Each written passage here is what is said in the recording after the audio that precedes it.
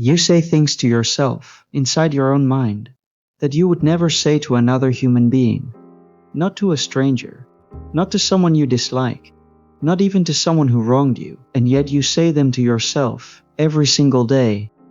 And the voice never stops. The National Science Foundation estimates that the average person has up to 80,000 thoughts per day, and 80% of those thoughts are negative. 8 out of every 10 thoughts passing through your mind are working against you, not for you, against you. Before your feet even touch the ground in the morning, the voice has already started. You are not enough.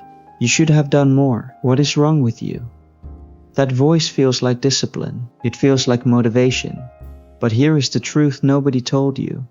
It is slowly destroying you from the inside out. Recent data shows that 74% of people say their own inner critic overwhelmed them in the past year alone. 61% felt anxious because of it. 51% felt depressed, not because of what happened to them, but because of what they said to themselves about what happened. Think about this carefully. If someone spoke to your closest friend the way you speak to yourself, you would not tolerate it for 1 second. You would step in, you would say stop, that is not true, that is not fair. You would defend them without hesitation, but when the voice is your own, you believe it. You have been trained to believe it. Society told you that being hard on yourself is how you grow, that self-criticism is the engine of improvement. Psychologist Kristin Neff spent over 2 decades studying this, and what she found challenged everything. Self-criticism does not make you stronger, it makes you weaker. It floods your body with cortisol, the stress hormone.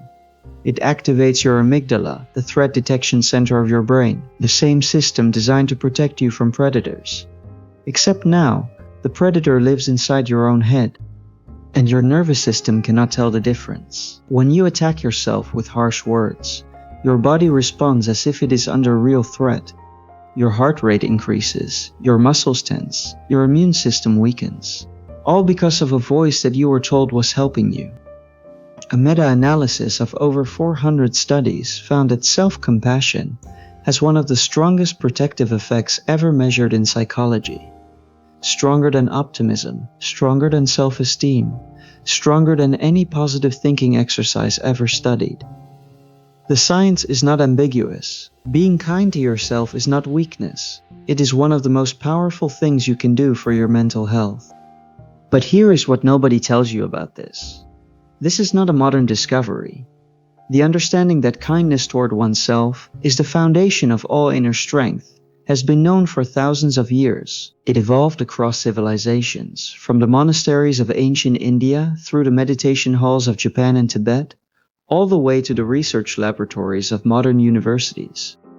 In the ancient Buddhist texts, there is a practice called metta, loving kindness. It is one of the oldest meditation traditions in human history, passed down in an unbroken line for over 25 centuries.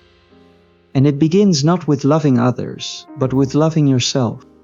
In 2008, neuroscientists at the University of Wisconsin began scanning the brains of monks who practiced loving-kindness meditation. What they found changed our understanding of the human brain forever. Compassion was not just a feeling, it was a trainable skill that physically altered neural circuitry. The monks understood something that modern psychology is only now confirming. You cannot pour kindness into the world from an empty vessel. The practice of metta begins with directing compassion inward, towards yourself, towards your own suffering, towards the parts of you that feel broken, not to fix them, but to hold them with tenderness. In the Metta Sutta, the Buddha offered these words.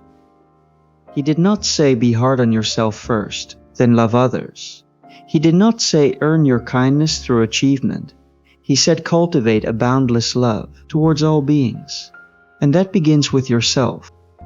The great Zen master Thich Nhat Hanh spent his entire life teaching this truth. He wrote, "May I know how to look at myself with the eyes of understanding and love, not judgment, not criticism, understanding and love." That single sentence contains more psychological wisdom than most self-help books combined. And this is where it gets truly interesting, because modern neuroscience did not just confirm that the monks were right. It showed us exactly what happens inside your brain when you practice loving kindness. The practice physically alters brain structure.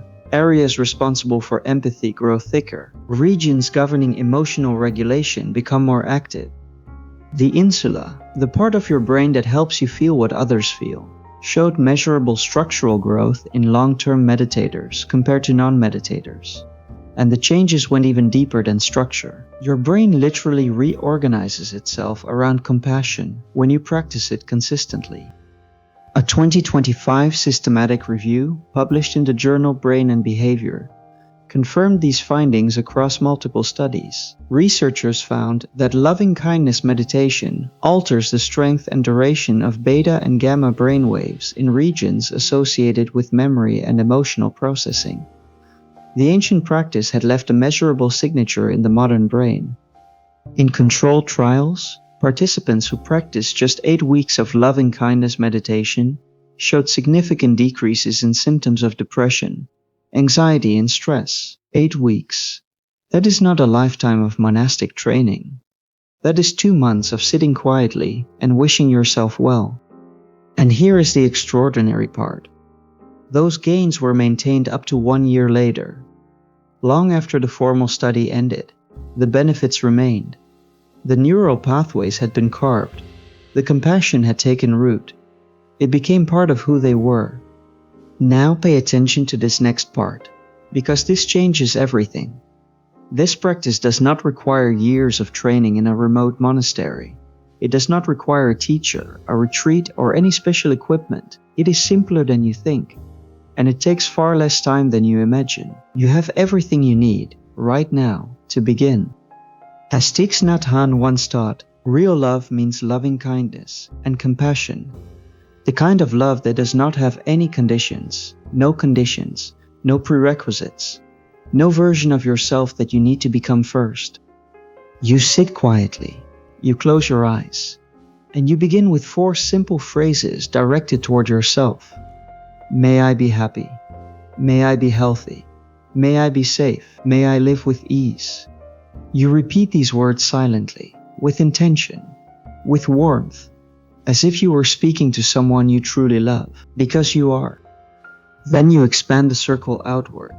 You direct the same phrases toward someone you care about, then toward a neutral person, then toward someone difficult, and finally toward all beings, everywhere. This practice is no longer confined to monasteries in Southeast Asia. It is now studied in hospitals across the United States, recommended by therapists throughout Europe, practiced in schools in Australia, Germany, and Canada. You do not need to fix yourself before you begin.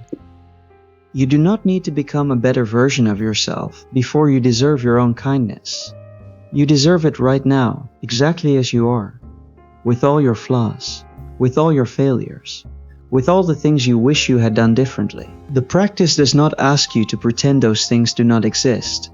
It asks you to hold them and yourself with tenderness instead of contempt. The next time that voice in your head starts whispering that you are not enough, do not argue with it, do not fight it.